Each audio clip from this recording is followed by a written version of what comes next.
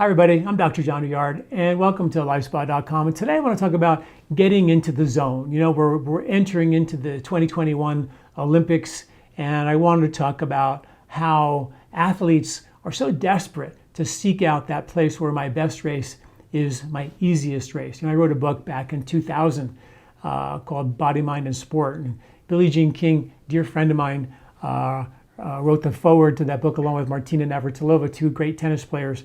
And Billy said that when I would transport myself beyond the turmoil of the court to a place of total peace and calm. I wrote a book called The Psychic Side of Sports decades and decades ago.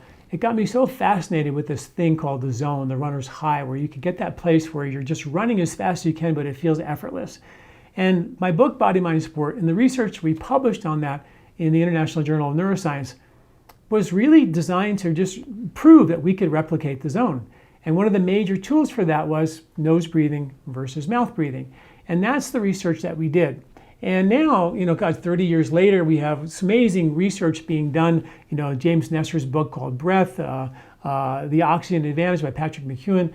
Great books who've really taken the nose breathing understanding even to another level. And I feel like it's really important for us to talk about that. Now, what I wrote the book Body, Mind, and Sport about was to actually help people get into the zone. And that's what I want to talk to you all about today, is how you can replicate the zone in your workout every time, sort of like an effortless exercise workout protocol. And there's an article that I'm talking about as I talk here that takes you step by step. There's 6 steps that I take you through to make that happen, which is really cool, all based on the science that we actually published. Now, there's a book out maybe about, 5 or 10 years ago called The Rise of Superman. And it was all about these elite, extreme athletes who would do crazy things like skateboard and jump over the Great Wall of China, and jump off a cliff on your skis and then launch a parachute and then land. Things that most people generally wouldn't do, right? And they measured brainwave activity, and during those fleet seconds of that peak extreme experience, the brain would slip into a coherent alpha state through extreme sports. And what was sad about the book, The Rise of Superman, was at the end of the book, a lot of these extreme athletes, because they couldn't replicate that extreme euphoria again and again and again as they got older, they ended up, a lot of them, depressed or broken down in their body where they couldn't replicate that. And what I was really fascinated by was when I read the book and I looked at what they were saying the research said was the identifier of the zone. It was exactly what we produced in 1992 in our research on nasal breathing versus mouth breathing. And we found that when you breathe through your nose, the brain actually slips into a coherent state, which means all parts of the brain are doing the same thing, which I imagine if you're skateboard jumping over the Great Wall of China, you need all parts of your brain doing the same thing. And that was called brainwave coherence. And we replicated that simply by closing our mouth. And we also noticed that the brain went into an alpha state, which is also a coherent meditative state. So there's an awesome level of composure and calm. I like to call that the eye of the storm. The bigger the eye, the more powerful the winds. And if you can function from that calm, like Billie Jean King said, I would transport myself beyond the turmoil of the court to a place of total peace and calm. Like Roger Bannister, when he broke the 4-minute mile, said, I felt like I was going slow, and like the world was standing still, yet he was running faster than any man alive at that point in time. So how is that happening? Well, they drop into this place where their brain is in a meditative calm, but their body, the winds of the storm, are going in dynamic activity. And the bigger the eye, the bigger and the more often you dip the cloth in the dye of that calm, the more you train the body to be calm and support activity, the more you can slip into that zone. That's where meditation comes in. Meditation, I think, is a critical part. Yoga is a critical part. Meditation has been shown to produce alpha production in the brain. In our studies, it actually was replicated. In fact, we found that when people went into the zone, their brain went into a coherent alpha state. There's 2 types of nervous systems we have in the autonomic nervous system, one called the fight or flight system, one called the parasympathetic system. Fight or flight is get up a tree, save your life from a bear that's chasing you. Parasympathetic is build, rejuvenate, and digest your food, right? So it's the repair system. Normally in exercise, the fight or flight goes off the charts and parasympathetic goes to 0. In our study, the 2 opposite nervous systems coexisted. which means we had proved that the dynamic activity of fight or flight was coexisting with the internal experience of parasympathetic dominance and calm. That's what we call the coexistence of opposites. That's my best race, is my easiest race. When you have the two nervous systems that are, going into extreme fight or flight, stress your body to recover, break your body down to build yourself up. Wear and tear is the only way to actually make any, physical, performance gains. Old school. The new research, which isn't really that new because we did this 30 years ago, showed that you can actually get the same results or better by actually creating that internal experience of calm. By breathing through your nose, you can actually create alpha meditative brainwaves. Imagine running as fast as you can, but your brain in a meditative state. Imagine you're running as fast as you can, but your fight or flight system is matching your parasympathetic, which means you're rebuilding and rejuvenating. At the same time, you're going, as the winds of the storm are balanced by the eye of the storm, right?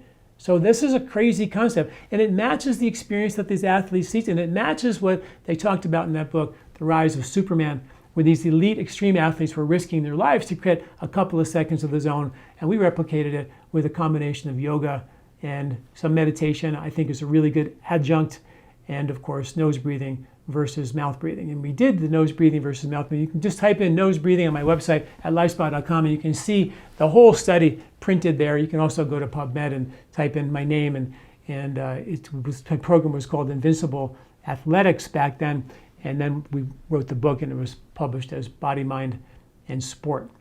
And this is something that I worked with a lot of elite athletes, not only professional tennis players, but professional triathletes. Colleen Cannon, a dear friend of mine, she was the #1 short course triathlete in the world. Scott Molina, he was an Ironman winner and one of the best triathletes of all time in the early days when I was competing. I worked with top mountain bike riders, John Weissenreiter, who was the #1 mountain bike rider in the world. World-class level cross-country skiers, Tara Sheehan, who was one of the oldest women to go to the Olympic trials. So in cross-country skiing, all of those sports require a lot of wind, right? And breathing through your nose is harder. It's much more work. Some researchers say it's 100 times more difficult. So there's a learning curve here, right? You're not going to just go out there and bang it out. It takes about 3 weeks of nose breathing to become a better nose breather, to flip the brain into the alpha state. And that's what we did in our study. We had the athletes, high school athletes, train for about 6 weeks and then came back and we did a mouth breathing versus nose breathing test. And that's the study that we published, right? So some simple things that you can do, and this is all in the article that might help you guys, get to that zone and get to that place. One is, the most important thing is when you go for your run, walk, workout, whatever it is, bike ride, start breathing deeply in through your nose. Go slow in the beginning, really deeply in and really deeply out. Really deeply in, really deeply out. Go slow, walk slow. I even prefer doing the sun salutation, which is a very specific exercise that opens up your rib cage and your diaphragm, which is critically important for breathing apparatus and helping you maximize and optimize breathing. So you can do some sun salutations before with deep nasal breathing. You create a long rhythm of your breathing in and out through your nose. At the very top of each breath and at the very bottom of each breath, you'll notice in the very beginning of your slow workout, we call this the resting phase, where you're just really exercising your lungs first. At the very top and bottom of each breath, there's a space, right? Just notice it's not a hold, it's just a natural space linking each breath. Then do that for about 5 or 10 minutes. Keep trying to take deeper, longer, slower breaths. Exercise lungs first, and then you go into the listening phase where you start to go a little faster. And as you begin to go a little faster, you just watch that breath rate. Watch the space between the breath. And as that space between each breath starts to shorten up just a little bit, you need to slow down and just pull back your intensity, slow it down, and reset that original slow space between the breath, that rhythm of the breath, long, slow, deep nasal breathing. Once you reestablish that rhythm, then you can try to pick up your pace again.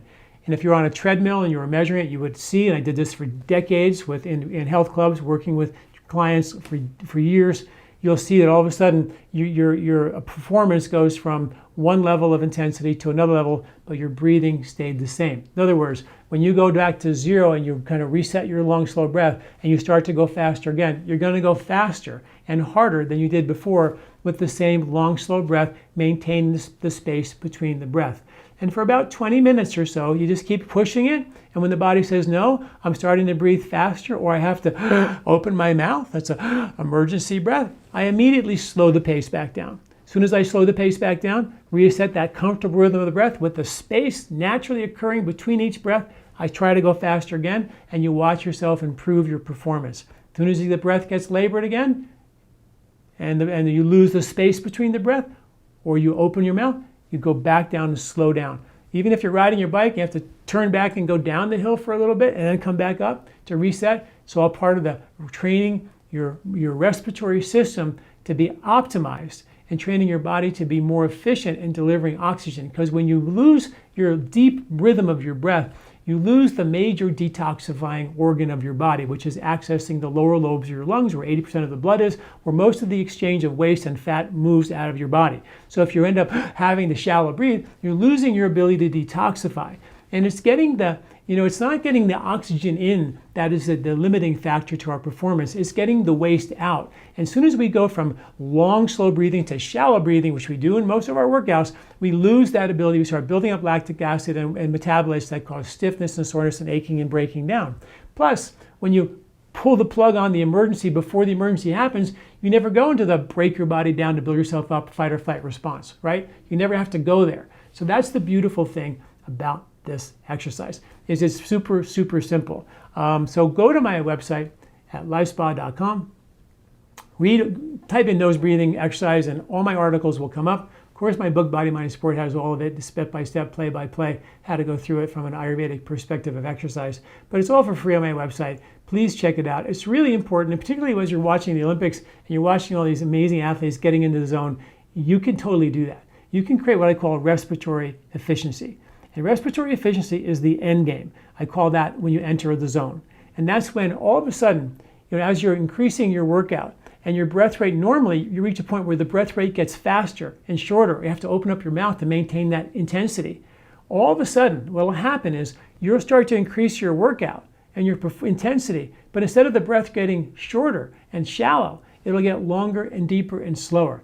That is when you've entered the zone. And that's called the performance phase. You have the resting phase, where you do the long, slow breathing, set that rhythm of the breath up. Then the listening phase, where you keep pushing it. As soon as the body says, no, I'm going faster through my nose or opening my mouth, I got to slow it back down. Keep doing that for about 20 minutes. Keep pushing the envelope, never pushing your body in or beyond an emergency response, which means shorter nose breathing or mouth breathing. And then keep pushing, and then at one point you're going to find yourself all of a sudden, as you go faster, your breath will launch into a longer, slower, deeper rhythm of the breath. And then all of a sudden you're working harder, your breath is slower, your brain flips into the alpha state, coherent state, parasympathetic levels are at matching sympathetic levels, and you're in the zone. And that's how you replicate it. There's a lot more to talk about here about this, but that's a little glimpse of it. Please check out the article about the zone, and hopefully you enjoy the Olympics, and hopefully you enjoy the benefits of nose breathing compared to mouth breathing during your workouts. Thanks for listening. I'm Dr. John Douillard. Do you like this video? Don't forget to subscribe and share.